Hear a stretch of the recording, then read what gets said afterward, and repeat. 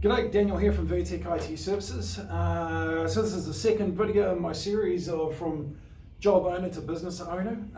Today I'm going to talk about hiring and firing, okay? So there's nothing more important, or there's nothing that can sink a business's aspirations faster than having the wrong people on board. Okay, the smaller the business is, the less capacity you have for people who are passengers, all right? If everybody's in the walker, in a small walker, you need everybody to be paddling, right? Imagine trying to win an Olympic rowing race where two of the guys sitting at the back are just kind of there for the ride. Right, so act in haste, repent at leisure. Seriously, you want to take your time, right? Because even with the 90-day rules, it's still going to consume an awful amount of your time training somebody who ends up being the wrong fit for your business, okay? If you're got somebody who you're not sure about, all right, as soon as you're thinking, I think I'm going to have to fire this person, then you're probably right and you should work on that assumption, okay? Don't kind of drag it out and see if you can, you know, as a mentor has said repeatedly to me, would you put sour milk back in the fridge? No, you wouldn't. Okay, so, and part of that is a mediocre employee is worse than a bad employee, right? Because a bad employee, somebody who's not working well in the business, it'll be really obvious, okay? You'll get clients complaining, you'll have, your staff will be going, oh, this guy's a dick.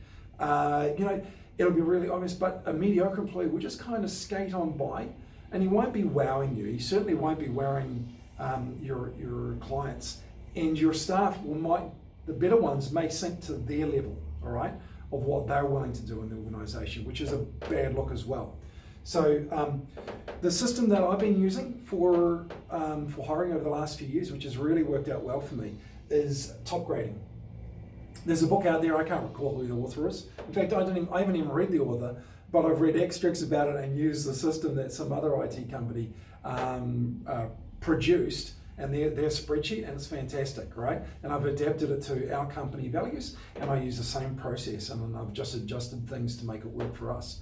But essentially, it's a multi-stage process, lots of touches, right? And also having other people involved in the system so that you get a full review of it. But what you're looking for is a history of achievement, right? Like if they've been able to, whatever it is, even if it's unrelated, but if they've done stuff which is like, hey, that's pretty cool, and they've worked their way to where they are now, then that's great. You can see that, right? You know, because that's also a sign that they're motivated. If somebody isn't motivated and they're not trying to get ahead, trying to be the best they can be, then they don't think that you're going to be able to motivate them once they're inside your organization. I found it very hard to motivate people who are unmotivated. That's why I've generally hired people who are motivated, and they do great, right? With even just a little bit of prodding, and they're away laughing, all right? I test for aptitude and their skills, right? And primarily I need to know where their deficits are, because if everything else is looking good and their skills just aren't there, you can train for that. You know, you can send them off on coursing, you know, like you may end up paying them less at the beginning with, and then you pay them more as they progress through certifications. But it's much better to take somebody who is a really good fit for your team, the kind of person who can communicate well, right? Testing for oral and verbal communication. We're in a service industry, so that's really key, right? But depending on what your environment is, if you're testing this all out and making sure that they at least seem like they could figure out the job, like they've got the right kind of mental skills to be able to get there, troubleshooting or logical wordplay, whatever it is. And the last thing would be checking through their references, right? And that's like, don't accept their friends, their mother, their colleague they worked with.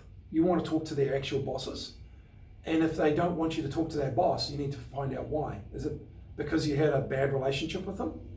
Yeah. Okay, I'd still like to talk to them. I mean, you just don't understand why that is. And you want to talk to their good bosses too, right?